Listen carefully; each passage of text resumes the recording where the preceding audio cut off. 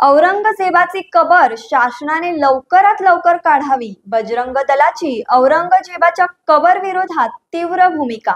दिनांक 17 मार्च रोजी जिल्हाधिकारी कार्यालय येथे होणार आंदोलन. औरंगजेबाची कबर आमच्या गुलामगिरीची, लाचारीची आणि अत्याचारांची आठवण करून देते. महाराष्ट्र शासनाने लवकरात लवकर ही कबर काढावी, अन्यथा बजरंग दल स्वाभिमानी हिंदू समाजाला घेऊन रस्त्यावर उतरेल, आंदोलन करेल, मोर्चे काढेल आणि आवश्यकता भासल्यास चक्का जाम करून कार सेवा करून ती कबर उद्ध्वस्त करेल. क्रूरकर्मा औरंग्याची कबर हटाव आंदोलन पूर्ण महाराष्ट्रात एकाच दिवशी सर्व तहसीलदार जिल्हाधिकारी कार्यालयाबाहेर होणार आहे. तसेच पुण्यात सोमवार दिनांक 17 मार्च 2025 फाल्गुन कृष्ण तृतीया छत्रपती श्री शिवाजी महाराज जयंती रोजी जिल्हाधिकारी कार्यालय येथे सकाळी 11:30 वाजता आंदोलन करून मुख्यमंत्री यांच्या नावे निवेदन देणार आहोत, अशी माहिती विश्व हिंदू परिषद बजरंग दलाच्या वतीने पत्रकार परिषदेत देण्यात आली. यावेळी विश्व हिंदू परिषद प्रांत मंत्री किशोर चव्हाण, बजरंग दलाचे प्रांत संयोजक नितीन महाजन आणि प्रांत सहसंयोजक संदेश भेगडे उपस्थित होते.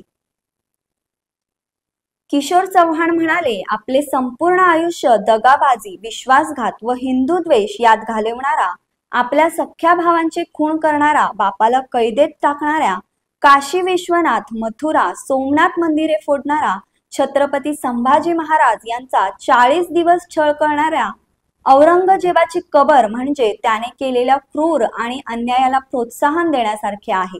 त्यामुळे कबर हटवली पाहिजे. नितीन महाजन म्हणाले, औरंगजेबाच्या कबरीमुळे आजही त्याच्या विचारसरणीचे अनुयायी इतिहासावर बोट ठेवून त्याच मुघल शासकाच्या पावलावर पावल ठेवत या हिंदुस्थानात शरिया कायद्यानुसार वागत आहेत. 2047 पर्यंत भारताला इस्लामिक राष्ट्र बनवण्याचे स्वप्न पाहणाऱ्या या प्रवृत्तीला औरंगजेबाच्या कबरीतूनच प्रेरणा मिळते. धर्मवीर छत्रपती संभाजी महाराज यांच्या मारेकऱ्याची कबर जतन करण्याची आवश्यकता नाही. स्वतःच्या वडिलांना तुरुंगात टाकून मारणारा, स्वतःच्या भावांची क्रूरतेने हत्या करणारा घरातल्या लोकांना सोडत नाही, त्याच्यासाठी राष्ट्रातले नागरिक व समाजाची काय किंमत असणार.